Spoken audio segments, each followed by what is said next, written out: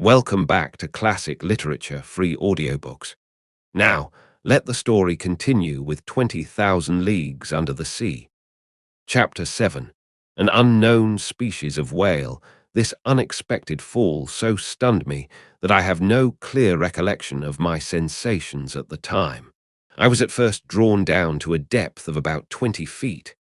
I am a good swimmer, though without pretending to rival Byron or Edgar Poe, who were masters of the art. And in that plunge, I did not lose my presence of mind. 2 vigorous strokes brought me to the surface of the water. My first care was to look for the frigate. Had the crew seen me disappear? Had the Abraham Lincoln veered round? Would the captain put out a boat? Might I hope to be saved? The darkness was intense. I caught a glimpse of a black mass disappearing in the east, its beacon lights dying out in the distance. It was the frigate. I was lost. "Help, help!" I shouted, swimming towards the Abraham Lincoln in desperation. My clothes encumbered me. They seemed glued to my body and paralyzed my movements. I was sinking. I was suffocating. "Help!" This was my last cry. My mouth filled with water, I struggled against being drawn down the abyss. Suddenly my clothes were seized by a strong hand, and I felt myself quickly drawn up to the surface of the sea. And I heard, yes, I heard these words pronounced in my ear. If Master would be so good as to lean on my shoulder, Master would swim with much greater ease. I seized with one hand my faithful Conseil's arm. "Is it you?" said I. "You." "Myself," answered Conseil, "and waiting Master's orders." "That shock threw you as well as me into the sea." "No, but being in my master's service, I followed him." The worthy fellow thought that was but natural. "And the frigate?" I asked. "The frigate," replied Conseil, turning on his back. "I think that Master had better not count too much on her." "You think so?" "I say that at the time I threw myself into the sea, I heard the men at the wheel say, 'The screw and the rudder are broken.'" "Broken?" "Yes, broken by the monster's teeth. It is the only injury the Abraham Lincoln has sustained, but it is a bad lookout for us. She no longer answers her helm." "Then we are lost." "Perhaps so," calmly answered Conseil. "However, we have still several hours before us, and one can do a good deal in some hours." Conseil's imperturbable coolness set me up again. I swam more vigorously, but cramped by my clothes, which stuck to me like a leaden weight, I felt great difficulty in bearing up. Conseil saw this.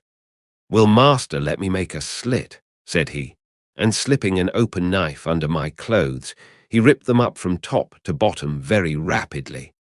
Then he cleverly slipped them off me, while I swam for both of us.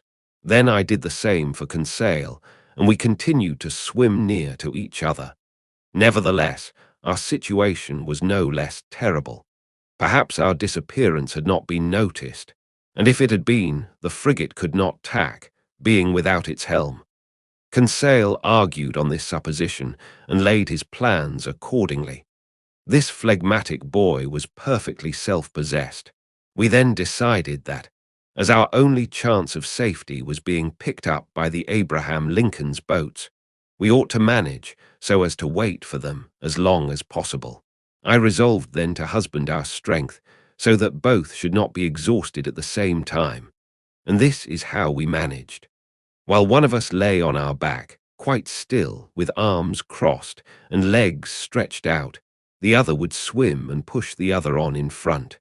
This towing business did not last more than 10 minutes each, and relieving each other thus, we could swim on for some hours, perhaps till daybreak. Poor chance, but hope is so firmly rooted in the heart of man. Moreover, there were 2 of us. Indeed, I declare, though it may seem improbable, if I sought to destroy all hope, if I wished to despair, I could not. The collision of the frigate with the cetacean had occurred about 11 o'clock the evening before. I reckoned then we should have 8 hours to swim before sunrise, an operation quite practicable if we relieved each other. The sea, very calm, was in our favor. Sometimes I tried to pierce the intense darkness that was only dispelled by the phosphorescence caused by our movements. I watched the luminous waves that broke over my hand, whose mirror-like surface was spotted with silvery rings. One might have said that we were in a bath of quicksilver. Near 1 o'clock in the morning, I was seized with dreadful fatigue. My limbs stiffened under the strain of violent cramp. Conseil was obliged to keep me up, and our preservation devolved on him alone. I heard the poor boy pant. His breathing became short and hurried. I found that he could not keep up much longer. Leave me, I said to him. Leave my master, never, replied he. I would drown first. Just then the moon appeared through the fringes of a thick cloud that the wind was driving to the east. The surface of the sea glittered with its rays. This kindly light reanimated us. My head got better again. I looked at all points of the horizon. I saw the frigate. She was 5 miles from us and looked like a dark mass, hardly discernible. But no boats, I would have cried out. But what good would it have been at such a distance? My swollen lips could utter no sounds. Conseil could articulate some words, and I heard him repeat at intervals, "Help! Help!" Our movements were suspended for an instant. We listened. It might be only a singing in the ear, but it seemed to me as if a cry answered the cry from Conseil. "Did you hear?" I murmured. "Yes, yes," and Conseil gave one more despairing call. This time there was no mistake. A human voice responded to ours. Was it the voice of another unfortunate creature, abandoned in the middle of the ocean, some other victim of the shock sustained by the vessel? Or rather was it a boat from the frigate that was hailing us in the darkness? Conseil made a last effort, and leaning on my shoulder while I struck out in a despairing effort, he raised himself half out of the water, then fell back exhausted. "What did you see?" "I saw," murmured he. "I saw, but do not talk, reserve all your strength." What had he seen? Then, I know not why, the thought of the monster came into my head for the first time. But that voice. The time is past for Jonahs to take refuge in whales' bellies. However, Conseil was towing me again. He raised his head sometimes, looked before us, and uttered a cry of recognition, which was responded to by a voice that came nearer and nearer. I scarcely heard it. My strength was exhausted, my fingers stiffened. My hand afforded me support no longer, my mouth, convulsively opening, filled with salt water. Cold crept over me. I raised my head for the last time, then I sank. At this moment, a hard body struck me. I clung to it. Then I felt that I was being drawn up, that I was brought to the surface of the water, that my chest collapsed. I fainted. It is certain that I soon came to, thanks to the vigorous rubbings that I received. I half opened my eyes. "Conseil," I murmured. "Does master call me?" asked Conseil. Just then, by the waning light of the moon which was sinking down to the horizon, I saw a face which was not Conseil's, and which I immediately recognized. "Ned," I cried.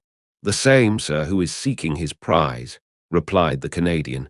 "Were you thrown into the sea by the shock to the frigate?" "Yes, Professor, but more fortunate than you, I was able to find a footing almost directly upon a floating island." "An island? Or, more correctly speaking, on our gigantic narwhal. Explain yourself." "Ned, only I soon found out why my harpoon had not entered its skin and was blunted." "Why, Ned, why?" "Because, Professor, that beast is made of sheet iron." The Canadian's last words produced a sudden revolution in my brain. I wriggled myself quickly to the top of the being, or object, half out of the water, which served us for a refuge. I kicked it. It was evidently a hard, impenetrable body, and not the soft substance that forms the bodies of the great marine mammalia. But this hard body might be a bony carapace, like that of the antediluvian animals, and I should be free to class this monster among amphibious reptiles, such as tortoises or alligators. Well, no. The blackish back that supported me was smooth, polished, without scales. The blow produced a metallic sound, and incredible though it may be, it seemed, I might say, as if it was made of riveted plates. There was no doubt about it. This monster, this natural phenomenon that had puzzled the learned world, and overthrown and misled the imagination of seamen of both hemispheres, it must be owned, a still more astonishing phenomenon, inasmuch as it was a simply human construction. We had no time to lose, however. We were lying upon the back of a sort of submarine boat, which appeared, as far as I could judge, like a huge fish of steel. Ned Land's mind was made up on this point. Conseil and I could only agree with him. Just then a bubbling began at the back of this strange thing, which was evidently propelled by a screw, and it began to move. We had only just time to seize hold of the upper part, which rose about 7 feet out of the water, and happily its speed was not great. "As long as it sails horizontally," muttered Ned Land, "I do not mind, but if it takes a fancy to dive, I would not give 2 straws for my life." The Canadian might have said still less. It became really necessary to communicate with the beings, whatever they were, shut up inside the machine. I searched all over the outside for an aperture, a panel, or a manhole, to use a technical expression, but the lines of the iron rivets, solidly driven into the joints of the iron plates, were clear and uniform. Besides, the moon disappeared then and left us in total darkness. At last this long night passed. My indistinct remembrance prevents my describing all the impressions it made. I can only recall one circumstance. During some lulls of the wind and sea, I fancied I heard several times vague sounds, a sort of fugitive harmony produced by words of command. What was then the mystery of this submarine craft, of which the whole world vainly sought an explanation? What kind of beings existed in this strange boat? What mechanical agent caused its prodigious speed? Daybreak appeared. The morning mists surrounded us, but they soon cleared off. I was about to examine the hull, which formed on deck a kind of horizontal platform, when I felt it gradually sinking. "Oh, confound it!" cried Ned Land, kicking the resounding plate. "Open, you inhospitable rascals!" Happily the sinking movement ceased. Suddenly a noise, like iron works violently pushed aside, came from the interior of the boat. One iron plate was moved. A man appeared, uttered an odd cry, and disappeared immediately. Some moments after, 8 strong men, with masked faces, appeared noiselessly, and drew us down into their formidable machine. Next chapter, Chapter 8, Mobiles in Mobile, this forcible abduction, so roughly carried out, was accomplished with the rapidity of lightning. I shivered all over. Whom had we to deal with? No doubt some new sort of pirates, who explored the sea in their own way. Hardly had the narrow panel closed upon me when I was enveloped in darkness. My eyes, dazzled with the outer light, could distinguish nothing. I felt my naked feet cling to the rungs of an iron ladder. Ned Land and Conseil, firmly seized, followed me. At the bottom of the ladder, a door opened and shut after us immediately with a bang. We were alone. Where I could not say, hardly imagine. All was black, and such a dense black that, after some minutes, my eyes had not been able to discern even the faintest glimmer. Meanwhile, Ned Land, furious at these proceedings, gave free vent to his indignation. "Confound it," cried he. "Here are people who come up to the Scotch for hospitality. They only just miss being cannibals. I should not be surprised at it, but I declare that they shall not eat me without my protesting." "Calm yourself, friend Ned, calm yourself," replied Conseil quietly. "Do not cry out before you are hurt. We are not quite done for yet." "Not quite," sharply replied the Canadian, "but pretty near at all events. Things look black. Happily my bowie knife I have still, and I can always see well enough to use it. The first of these pirates who lays a hand on me, "Do not excite yourself, Ned," I said to the harpooner, "and do not compromise us by useless violence. Who knows that they will not listen to us? Let us rather try to find out where we are." I groped about. In 5 steps I came to an iron wall made of plates bolted together. Then turning back, I struck against a wooden table near which were ranged several stools. The boards of this prison were concealed under a thick mat of formium which deadened the noise of the feet. The bare walls revealed no trace of window or door. Conseil, going round the reverse way, met me, and we went back to the middle of the cabin, which measured about 20 feet by 10.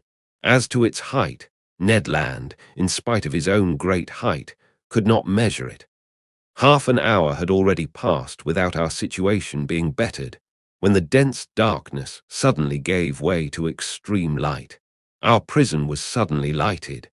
That is to say, it became filled with a luminous matter, so strong that I could not bear it at first. In its whiteness and intensity, I recognized that electric light which played round the submarine boat like a magnificent phenomenon of phosphorescence. After shutting my eyes involuntarily, I opened them and saw that this luminous agent came from a half-globe, unpolished, placed in the roof of the cabin. "At last one can see," cried Ned Land, who, knife in hand, stood on the defensive. "Yes," said I, "but we are still in the dark about ourselves." "Let master have patience," said the imperturbable Conseil. The sudden lighting of the cabin enabled me to examine it minutely. It only contained a table and 5 stools. The invisible door might be hermetically sealed. No noise was heard.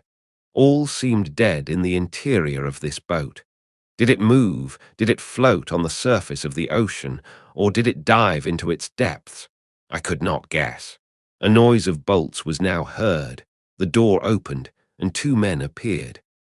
One was short, very muscular, broad-shouldered, with robust limbs, strong head, an abundance of black hair, thick moustache, a quick, penetrating look, and the vivacity which characterizes the population of southern France. The second stranger merits a more detailed description. A disciple of Gratiolet or Engel would have read his face like an open book. I made out his prevailing qualities directly: self-confidence, because his head was well set on his shoulders and his black eyes looked around with cold assurance. Calmness, for his skin, rather pale, showed his coolness of blood. Energy, evinced by the rapid contraction of his lofty brows. And courage, because his deep breathing denoted great power of lungs. Whether this person was 35 or 50 years of age, I could not say. He was tall, had a large forehead, straight nose, a clearly cut mouth, beautiful teeth, with fine taper hands, indicative of a highly nervous temperament. This man was certainly the most admirable specimen I had ever met. One particular feature was his eyes, rather far from each other, and which could take in nearly a quarter of the horizon at once. This faculty, I verified it later, gave him a range of vision far superior to Ned Land's. When this stranger fixed upon an object, his eyebrows met, his large eyelids closed around so as to contract the range of his vision, and he looked as if he magnified the objects lessened by distance, as if he pierced those sheets of water so opaque to our eyes, and as if he read the very depths of the seas. The 2 strangers, with caps made from the fur of the sea otter, and shod with sea boots of seal's skin, were dressed in clothes of a particular texture, which allowed free movement of the limbs. The taller of the 2, evidently the chief on board, examined us with great attention, without saying a word. Then turning to his companion, talked with him in an unknown tongue. It was a sonorous, harmonious, and flexible dialect, the vowels seeming to admit of very varied accentuation. The other replied by a shake of the head, and added 2 or 3 perfectly incomprehensible words. Then he seemed to question me by a look. I replied in good French that I did not know his language, but he seemed not to understand me, and my situation became more embarrassing. "If Master were to tell our story," said Conseil, "perhaps these gentlemen may understand some words." I began to tell our adventures, articulating each syllable clearly and without omitting one single detail. I announced our names and rank, introducing in person Professor Aronnax, his servant Conseil, and Master Ned Land, the harpooner. The man with the soft, calm eyes listened to me quietly, even politely, and with extreme attention, but nothing in his countenance indicated that he had understood my story. When I finished, he said not a word. There remained one resource: to speak English. Perhaps they would know this almost universal language. I knew it as well as the German language, well enough to read it fluently, but not to speak it correctly. But anyhow, we must make ourselves understood. "Go on in your turn," I said to the harpooner. "Speak your best Anglo-Saxon, and try to do better than I." Ned did not beg off, and recommenced our story. To his great disgust, the harpooner did not seem to have made himself more intelligible than I had. Our visitors did not stir. They evidently understood neither the language of Arago nor of Faraday. Very much embarrassed, after having vainly exhausted our speaking resources, I knew not what part to take, when Conseil said, "If Master will permit me, I will relate it in German." But in spite of the elegant terms and good accent of the narrator, the German language had no success. At last, nonplussed, I tried to remember my first lessons, and to narrate our adventures in Latin, but with no better success. This last attempt being of no avail, the two strangers exchanged some words in their unknown language, and retired. The door shut. "It is an infamous shame," cried Ned Land, who broke out for the 20th time. "We speak to those rogues in French, English, German, and Latin, and not one of them has the politeness to answer." "Calm yourself," I said to the impetuous Ned. "Anger will do no good." "But do you see, Professor," replied our irascible companion, "that we shall absolutely die of hunger in this iron cage?" "Bah," said Conseil philosophically. "We can hold out some time yet." "My friends," I said, "we must not despair. We have been worse off than this. Do me the favor to wait a little before forming an opinion upon the commander and crew of this boat." "My opinion is formed," replied Ned Land sharply. "They are rascals." "Good, and from what country?" "From the land of rogues." "My brave Ned, that country is not clearly indicated on the map of the world, but I admit that the nationality of the two strangers is hard to determine. Neither English, French, nor German, that is quite certain. However, I am inclined to think that the commander and his companion were born in low latitudes. There is southern blood in them, but I cannot decide by their appearance whether they are Spaniards, Turks, Arabians, or Indians. As to their language, it is quite incomprehensible." "There is the disadvantage of not knowing all languages," said Conseil, "or the disadvantage of not having one universal language." As he said these words, the door opened. A steward entered. He brought us clothes, coats and trousers made of a stuff I did not know. I hastened to dress myself, and my companions followed my example. During that time, the steward, dumb, perhaps deaf, had arranged the table and laid 3 plates. "This is something like," said Conseil. "Bah," said the rancorous harpooner. "What do you suppose they eat here? Tortoise liver, filleted shark, and beefsteaks from sea dogs." "We shall see," said Conseil. The dishes of bell metal were placed on the table, and we took our places. Undoubtedly, we had to do with civilized people, and had it not been for the electric light which flooded us, I could have fancied I was in the dining room of the Adelphi Hotel at Liverpool or at the Grand Hotel in Paris. I must say, however, that there was neither bread nor wine. The water was fresh and clear, but it was water and did not suit Ned Land's taste. Amongst the dishes which were brought to us, I recognized several fish delicately dressed. But of some, although excellent, I could give no opinion, neither could I tell to what kingdom they belonged, whether animal or vegetable. As to the dinner service, it was elegant and in perfect taste. Each utensil, spoon, fork, knife, plate, had a letter engraved on it, with a motto above it, of which this is an exact facsimile. Mobilis in Mobili, N, the letter N was no doubt the initial of the name of the enigmatical person, who commanded at the bottom of the sea. Ned and Conseil did not reflect much. They devoured the food, and I did likewise. I was, besides, reassured as to our fate, and it seemed evident that our hosts would not let us die of want. However, everything has an end, everything passes away, even the hunger of people who have not eaten for 15 hours. Our appetites satisfied, we felt overcome with sleep. "Faith, I shall sleep well," said Conseil. "So shall I," replied Ned Land. My two companions stretched themselves on the cabin carpet and were soon sound asleep.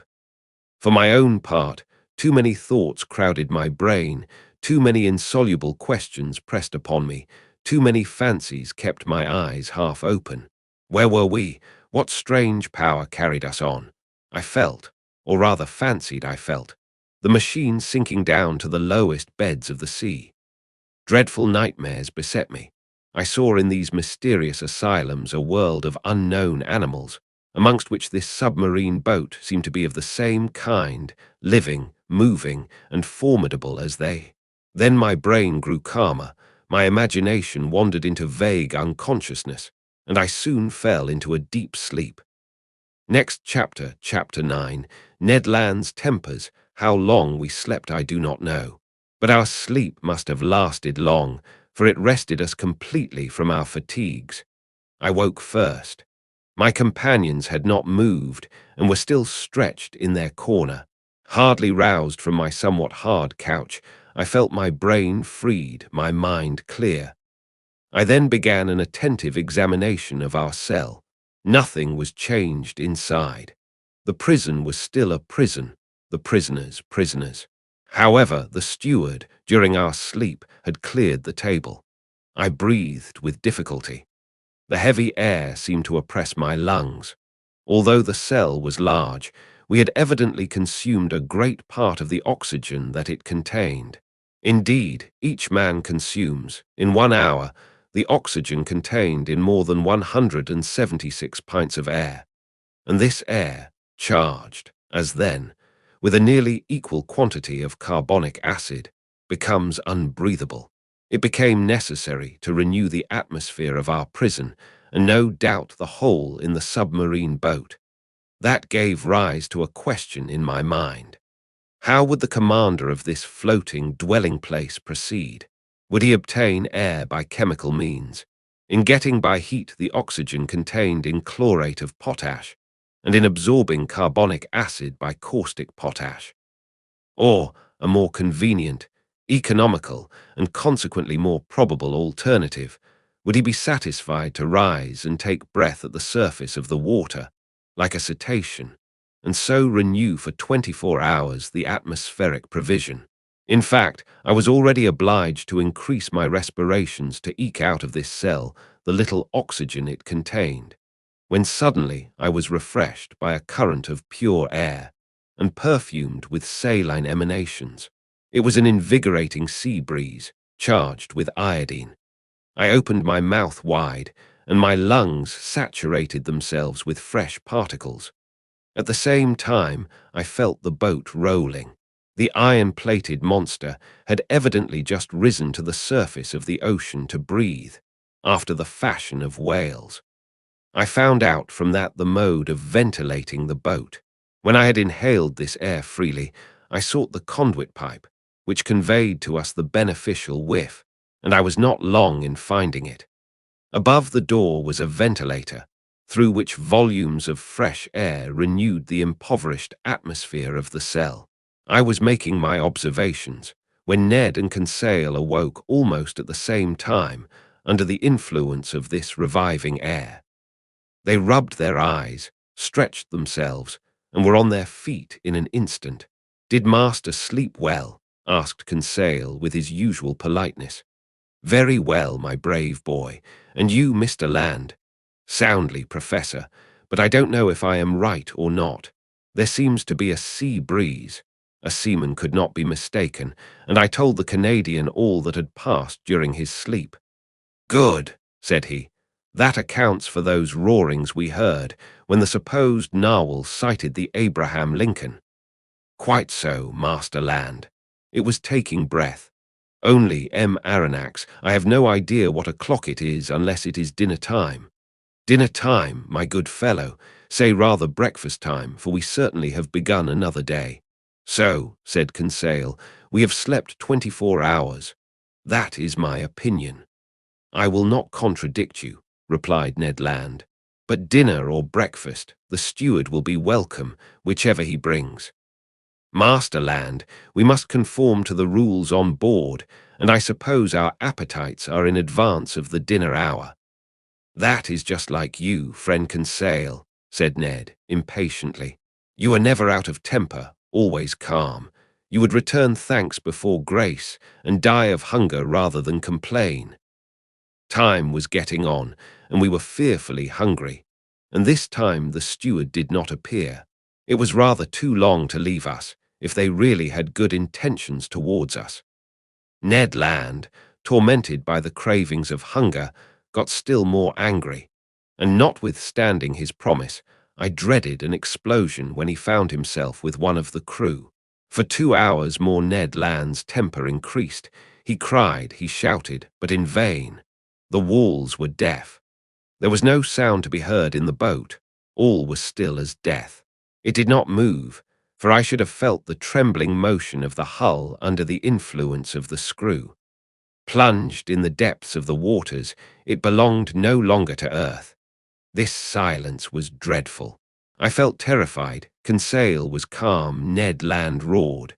Just then a noise was heard outside. Steps sounded on the metal flags. The locks were turned, the door opened, and the steward appeared. Before I could rush forward to stop him, the Canadian had thrown him down and held him by the throat.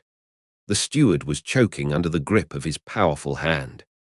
Conseil was already trying to unclasp the harpooner's hand from his half-suffocated victim, and I was going to fly to the rescue, when suddenly I was nailed to the spot by hearing these words in French. "Be quiet, Master Land. And you, Professor, will you be so good as to listen to me?" And that wraps up Chapter 9 of 20,000 Leagues Under the Sea. If you enjoyed it, please like the video and share your thoughts in the comments. Want to keep listening? Head over to the Chapter 10 and let it play in the background while you relax or work. Links are in description. Don't forget to subscribe and tap the bell so you'll be notified when the next chapters are released. Thanks for listening.